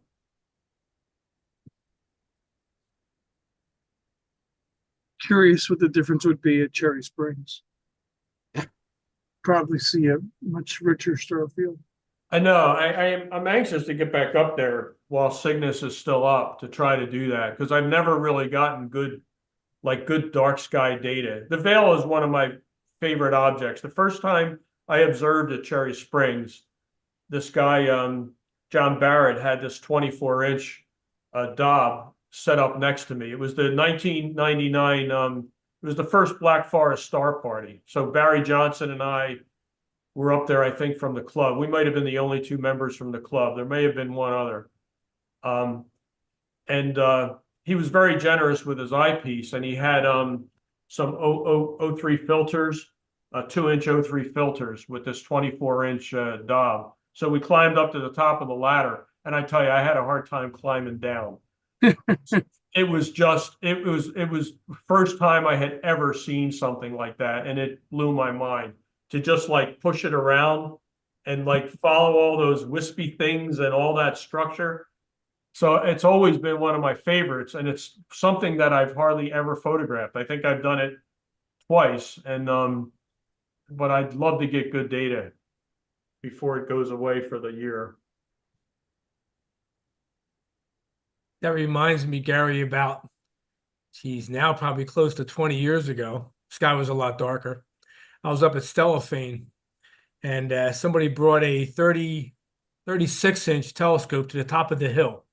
No, boy. And I was down the bottom of the hill observing for a while, and because there's long lines for scopes like that, you know. So I went up top of that hill at about 2 in the morning, and the fellow was still there, and everybody else was gone. Everybody was going back to bed and stuff. And so I climbed this ladder. The ladder was really tall, and Stellafane, as you know, was all hills and rocks and stuff. So it's a little bit spooky. But I got up there, and I know exactly what you're talking about because he said just move it around, you know, because I had all the time in the world, and I could just follow the entire arc, and it looked very three-dimensional and like webby to me, you know. It looked like I don't know, it was an amazing thing to see. Yeah, Just to follow the arc and it's beautiful. I'd like to get back to that, even that image, because that was like 2 years ago now. And you know, with the tools now, it doesn't hurt to go back and revisit some of this older data sets because the data is good. It's just that you know more how to process as time goes on and the tools have gotten better. Yeah. Cool stuff. Hey, since Tom mentioned Stellafane, I know Tom's going up there. Is anybody, my friend who was supposed to go with me backed out, of course, at the last minute. Anybody interested in going up there with me? I already have reservations for a hotel room at the Best Western, and like I said, I have 2 tickets. It's a long way. I have a conflict this year. Tracy and I were gonna try to head up there, but she's actually gonna be out of town. I think like she gets back Friday and I think it starts Thursday. Right. So it's a Yeah, bit of that's a it. Yeah, the only thing is Thursday. Yeah, Jim Taylor and I are going up, but we're camping. I know Bob Maderi's going up. That's what I heard. Do you know if Joe Lamb is? Did he do I anything don't further know. with He his was there. mirror? He was there last year, and he was going to enter a scope, but then he started futzing with it again. The mirror looked really good, but then he wasn't happy, so he started futzing with it again. So he wasn't done his mirror. And I asked him last meeting if he was going to go up and enter his mirror. And he was giving me a soft answer, like he wasn't quite sure, you know. So I don't know if he's going on. I think he's going to try to go because it's the coolest star party, in my opinion, of all of them. You know, it's just so neat. It is. Um, I haven't been up in like, I look back, it's been over 15 years now. It's I crazy. think I've only how I long missed it's been. 1 year because of a family sickness type of thing. But that's only the last 30 years. I've been there every year. That's great. That's great. It's like, fantastic. there is something sacred about it. There's just a Yeah, vibe. it's totally different. Totally There's a different. vibe at that place that's sacred. It's just Yeah. a weird thing. You can feel it walking around. Oh yeah, You everybody can there feel is Russell. really, really knowledgeable too. It's an amazing group of people, and they're Oh, yeah. really clever. A bunch of clever people. They know imaging. They know all about planetary observing. You know, just visual observing, astrophotography, mirror making. I mean, they know all that stuff. It's just so cool. They're very rabid fans of astronomy. I just love being there. It is a great vibe. It is. You can still feel Russell Porter's presence. Yeah, you really can. It's amazing. It's an amazing place. Cool. If anybody hasn't gone there, they really should make a pilgrimage, as it were. There. Is Dave going this year, Sandy? Yeah, I mean, Dave and I used to go up together every year, and then my work schedule at the VA just got to be too crazy with trying to, because then I started going down to Chiefland, and it was like, well, do I use some of my vacation days to go up to Stellafane, or because when we go down to Chiefland, when my buddy has a house down there in the village, we go down for 2 weeks at a time. Oh, that's nice. So so when I was working, that basically the spring and fall kind of ate up all my vacation time, which my wife wasn't very happy about, but she got used to it. So, like the same thing. I haven't been up to Stellafane. It's got to be at least 10, 12 years or something like that. Back in the days, I guess, what was it? Was it, I forget the hotel where Barry Johnson, stayed. Was it the Abbey Lynn or something like that? The Abbey Lynn. I stayed there a couple Abbey of Lynn. times. Yeah, Abbey back Lynn, in the day. Yep. It should have been called the Abbey Roach. Yeah, it was a modest hotel. Yeah, it wasn't Motel. that bad. I actually slept on the floor the first time I was up there on a little air mattress, and I don't think anything was crawling on me. I mean, maybe And that's why Harry and that's why Orland I stepped sleep in over a me a tent. few times. I remember. Well, I guess because we got the meeting Friday, so I'll see if anybody at the meeting is interested in going. Yeah. I just hate making that drive up there by myself. It's just not as much fun. It's always more fun to go with a buddy or something. Definitely, it is. It is far. It is a bit of a hike. Yeah. Cool. Does anyone else have anything to show? Any pictures or any stuff? I got nothing. There hasn't been that much in the way of good weather. That's I'm an gonna sign off. understatement. I got one picture I'll show you. You guys saw the other only shot 3, not that picture. Let me see. Here's a shot of M3, 20 minutes through the 8-inch f4. Oh, that's That I was nice. pretty happy with. It's one of my better. It's the best M3 of my recent time. And what exposure time was that, Tom? That was 20 minutes from my backyard. Oh, nice. That's really nice. Yeah, that's such a beautiful, beautiful globular. It really is.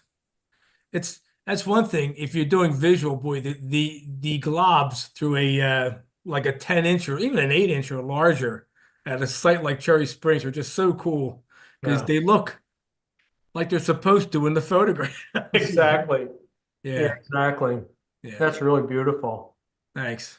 I like the diffraction spikes too on the Yeah. bright star on the upper. Yeah, yeah, right. I don't know. There's still something about that with the Yeah, with the I don't mind spiders. them It at all. looks Some cool. people hate them, you know, but I know. I have it's a reflector. I have a spider. They're going to be there, you know.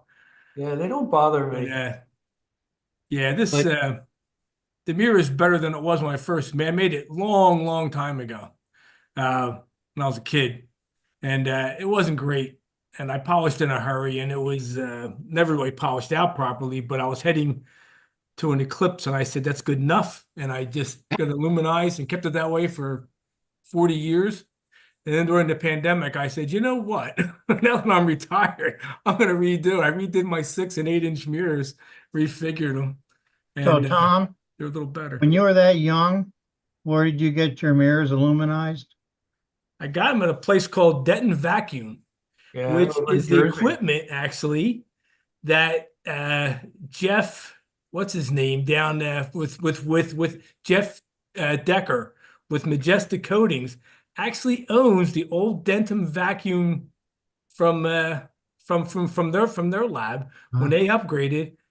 Jeff bought those, and he does Majestic Coatings, where I got all my mirrors done. They're beautiful coatings, so that's where I get Actually, it. I bought that 8-inch Schmidt from the club that was at um the The place that auction. went out of business. Oh, Uh, Me, but no, not Mead. The I'm drawing a blank on it. It was right by in Pottsville. oh, Or oh, yeah, Skies Unlimited. Guys Unlimited. Yes, thank you. So, the secondary, because back then, Mead silvered, coated the secondary with silver, so it kind of got all eaten apart. Oh, And yeah. Barry Griner from D&G Optical is a good friend of mine. So I had Barry come over and we took off the corrector and took the secondary out. He thought, well, maybe we could clean it. Nah. But he knew the gentleman you were talking about, because that's who used to send his stuff in to get coatings done. But he's not doing it anymore. Oh, really? So yeah. Oh, So man. I sent the secondary out to the Spectrum Coatings down in it's Deltona, Florida, not Daytona. Yeah. I think I forget what the guy's name is, but it's been down there 4 weeks now. And I tried calling him the other day and didn't pick up. And I emailed him. I'm waiting to see if he's going to email me back. I'm hoping that he didn't decide to go out of business with my secondary. Oh Yeah, man. Jeff was great. I would mail it. I would UPS it down, and it'd be back in my hands in a week, you know. And actually, when he lived in Jersey with the one of my mirrors, the 10-inch mirror, I actually I just drove it up there because I put so much work in that mirror because I screwed it up so bad figuring it. That took me forever to get everything straightened out again, where it finally came out good. That I wanted to hand carry it. So I drove it up there, but then he moved to West Virginia. But I mean, I'm Right. really I was sorry to just, see he's out of business because he was, yeah, just going to say that he's in West Virginia now. yeah. But Oh but he man, that's told, because terrible. Barry knew him, pretty well. So I said, well, let me have Barry talk to him than me, somebody he doesn't know from Adam. And when he called Barry back and said, "Hey, he's really not doing much anymore or anything." So Interesting. because I know my buddy's got a 20-inch Cassegrain mirror he wants to get recoated. So, but it's trying to, same thing like you, Tom. You don't want to send that through the mail. Yeah, really, you get nervous. I had a mirror 14 and a half inch done at Spectrum, Sandy, and they did get it back to me. Scott Ewart was driving down to the Winter Star Party, and he dropped it off, and then I made a case for it, for him to transport it, and also an outer shipping case out of plywood, and they sent it back. But that took about 2 weeks. It took them about 2 weeks to do it back then. I figured. I mean, figure if it was just a secondary, he probably could have thrown it in there when you did some of the Oh, I'm mirror. sure he would. Oh, He threw it yeah. in with another order, because Oh, they yeah. have a tray. And maybe that's what he's waiting for, but Yeah. yeah. I mean, as long as, he's going to send it back eventually, I'm in no rush for it, but, Yeah, it's a little unnerving though. yeah. It is unnerving. Yeah, I So- did the same as you, Tom. When Jeff was up in New Jersey, I drove my mirror up to him Yeah. because it was like, even though I didn't make that mirror, it just the risk seemed too high. It was Yeah, really, it's mirror risk. worth it. It Yeah, was it was just kind of neat seeing the setup too, just showing you how we did everything. yeah. It was fun. But Nice image of M3. nice. What were the subs on that? The sub length?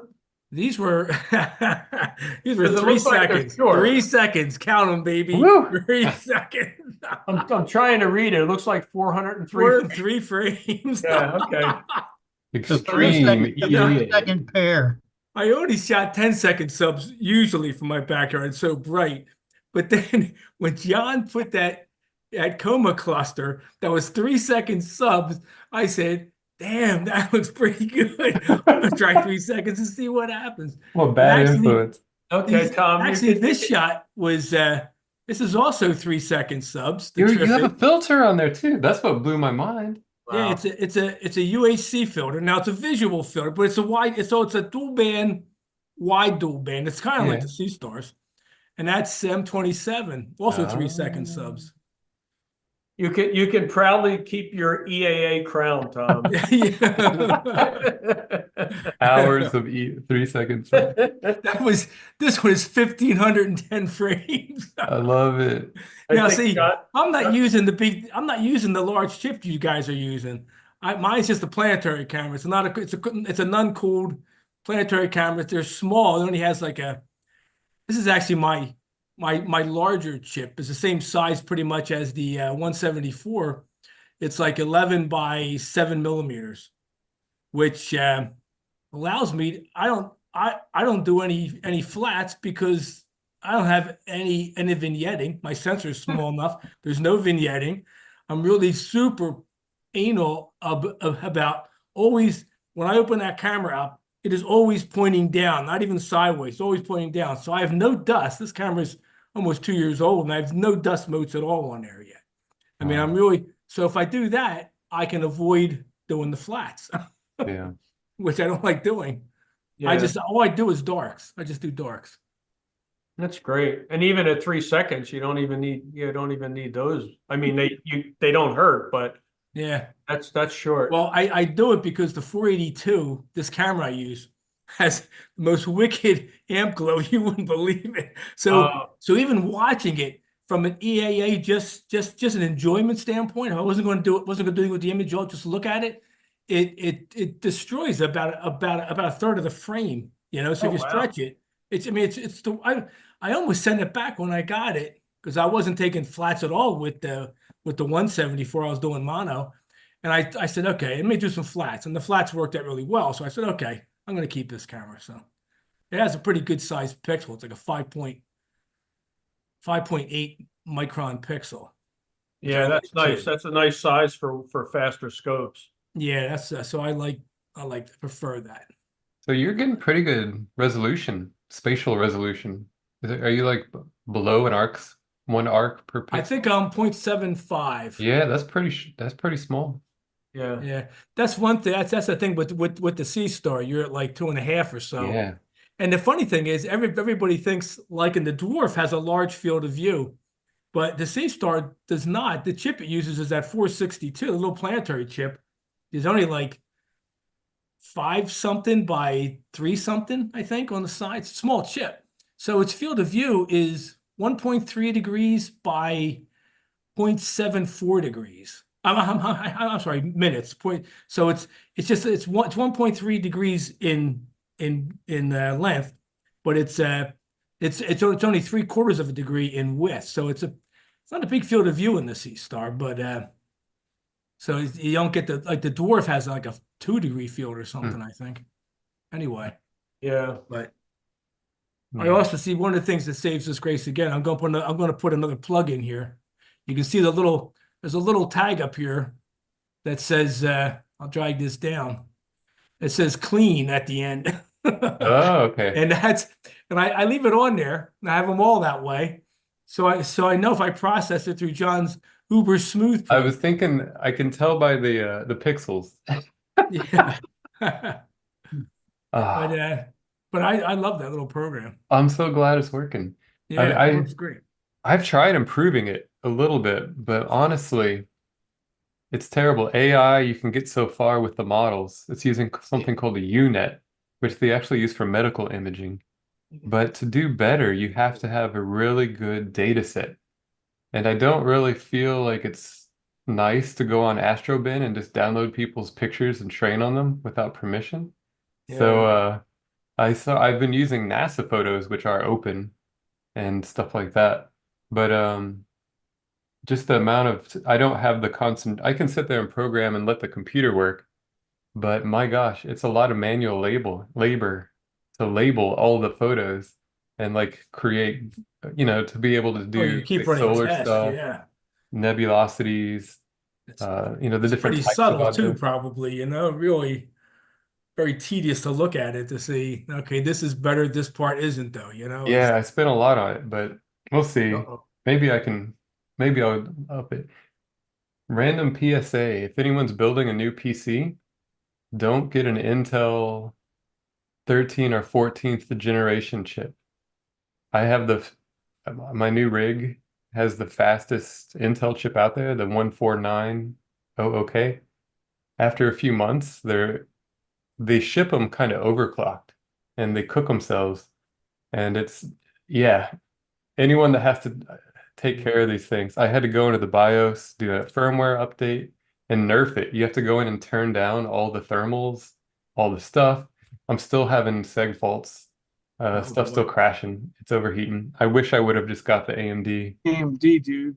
And it's even hitting, I've done stuff in data centers and I was following the trends. There's a particular place that if you buy an Intel server, they charge you about $150 as an insurance plan for maintenance to do updates and stuff. The same equivalent Intel chip costs $1,000 for the maintenance plan because they have to put it hands-on and pull chips and swap chips. It's a mess. Mm. So don't get the 13 and 14th gen Intels. I saw Brett nodding, so I don't know if he has inside information. Are they still on like 14 millimeter architecture, or I don't know AMD's down to exactly what they're 7 nanometers? we're pushing the limits of physics. We're going to be down to Yeah, one isn't atom. crazy? Yeah. So anyway, go AMD if you want the fast stuff. It might change next year, but who knows? So I was wondering what you guys think. I was kicking around the idea of having another meeting this month just for processing. Does anybody have any data they want to process specifically on Pix Insight? Now, John, you want to come and do serial tutorials, but I have some data that I want to go through myself, and I might just come on and turn Zoom on if anybody wants to ask a question or have a peek. Oh, I'm interested in that. Sure. All right, I'll put it on the calendar. Yeah, me too, Lou. I would love to see that. I'd be interested in just the learning part of it. I'll I watch. can- I'll watch. I could share an image too. I have a picture here of Bode's Galaxy and then the Cigar Galaxy, if you guys want to see that. Yeah. Yeah. Let's see.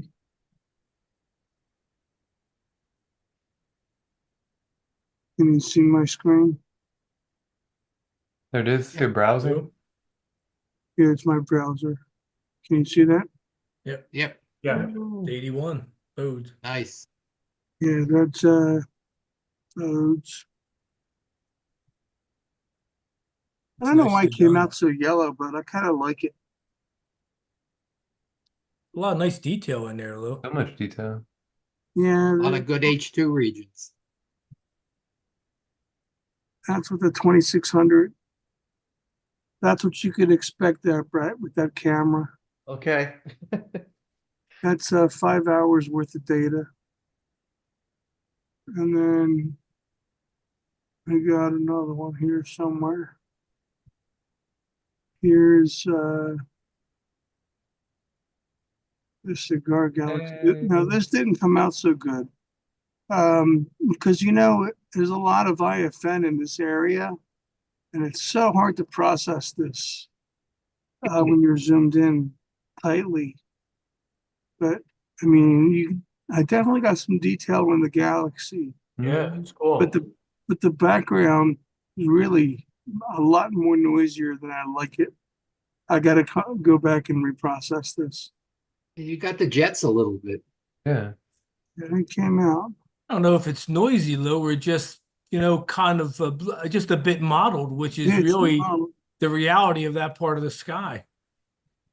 Yeah, it's that IFN that Yeah, I mean, it doesn't look, I don't know, from the size I have, it doesn't look like noise. It looks like just slightly different variations in brightness.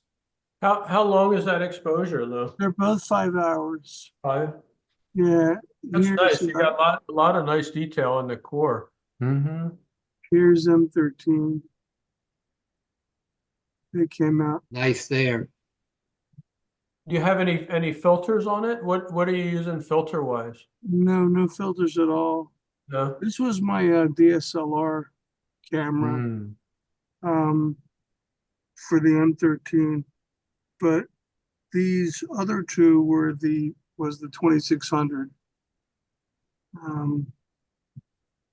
But anyway, I haven't done anything like recently that's up that I could show you. I do have more M13 data I'd like to go through with the new camera. And what else do I think I might have the Sunflower Galaxy as well. So maybe in 2 weeks, I don't know what day it'll be during the week, but I'll post it on the events calendar if anybody wants to chime in. I don't know if you guys saw this, but I saw it on Space Weather yesterday, and it was on today, a little different picture. But because Saturn's rings are getting close to edge on, 2 people imaged the moon Titan transiting Saturn, which looked pretty cool. So there's a few opportunities coming up. They give a link, but they're all for 2025, and there's probably ones before then, I would think, if there's several in 2025. I think it's just more edge on then, but I had never seen a transit of Titan on Saturn, but Maybe and it was fairly dark. I mean, it's funny because it was dark. I mean, it was the planet, it wasn't the shadow. But the albedo of Titan, I guess, is 10% of the brightness of the bright gases of the planet itself. So maybe in the fall we can get Agapios to do that for us, so we can time that. it's getting close to I guess but by September, Mars will start getting a little more we get big enough to start imaging a very, very small disk. See what you can pull up. But Saturn by then will be actually in August. Saturn will be reasonably good at midnight or so. Yeah, that's what he was saying. I don't know if the other thing we should consider too, does anybody want to take a trip to Greece with me next year? Good as I can work on my wife. I was already telling her after we had that last Zoom meeting. It would be interesting. I got one family heck of an there, and I haven't observatory. seen This them. observatory is the design of that is so cool. Isn't I it? can't believe it is. I've never seen anything like it. It's a whole different approach. Yeah. And it has that beautiful observing deck and everything. Man, oh man, that is cool. Well, I have no excuse. I haven't seen my relatives over there, and I haven't seen them in almost 15 years now. So they've been up my butt to come and visit. You go visit them, and you take them up to the top of the hill. I've been there 4 times so far, but none of them live in Cyprus, though. That's a little bit of a hike. Yeah, a little bit. But it's like you're already there, so just get on another flight.